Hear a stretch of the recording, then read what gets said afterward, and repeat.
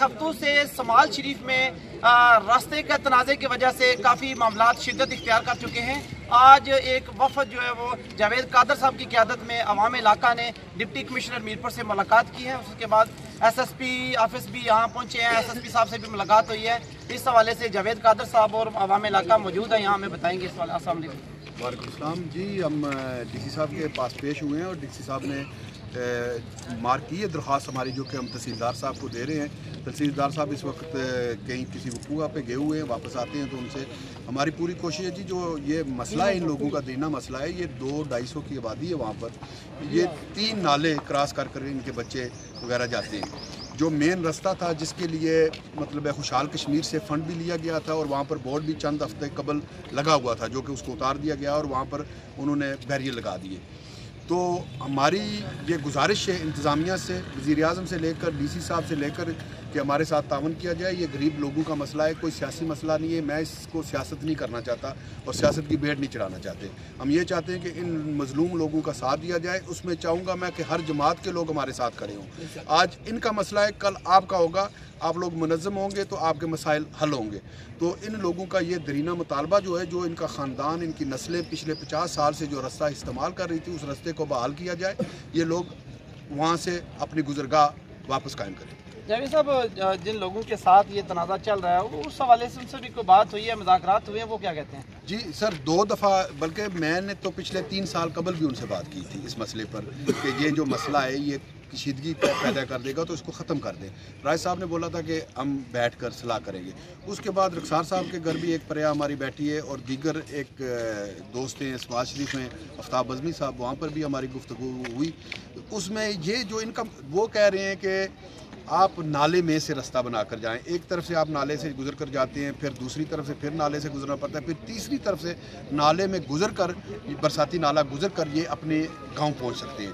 یہ جو رستہ تھا یہ قدیم رستہ تھا، پرانا رستہ تھا جہاں سے ان کے آباء و اجداد گزرتے رہے ہیں، تو اس طرف سے انہوں نے بند کر دیا جو اسٹریٹ فارورڈ رستہ جا رہا ہے۔ تو ابھی بھی ہمارا مطالبہ ہے، میں نے ان سے، یہ لوگ تو یہ کہہ رہے تھے کہ ہم جو وہ بیریل انہوں نے لگایا ہے بیریل کے اندر سے گزرگاہ بنائیں۔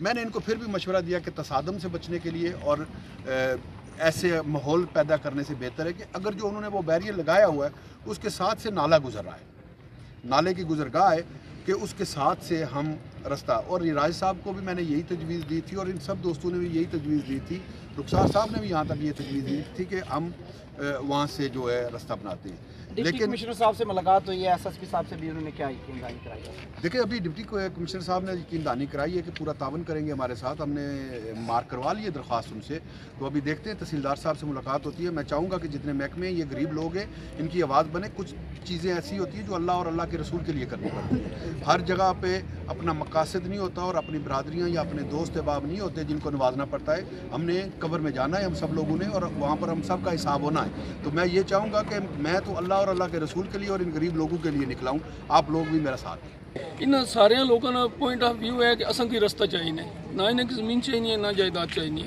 انہیں کی گزرنے واسطے رستہ چاہیے۔ پہلی گل یہ ہے کہ وہ قدرتی رستہ شروع تو لے گئے قدیمی رستہ ہے، ایسی کاغذوں میں بھی موجود ہے۔ راجہ قلعہ ملا صاحب ہمارے محترم ہے، کوئی ایسی بات نہیں ہے۔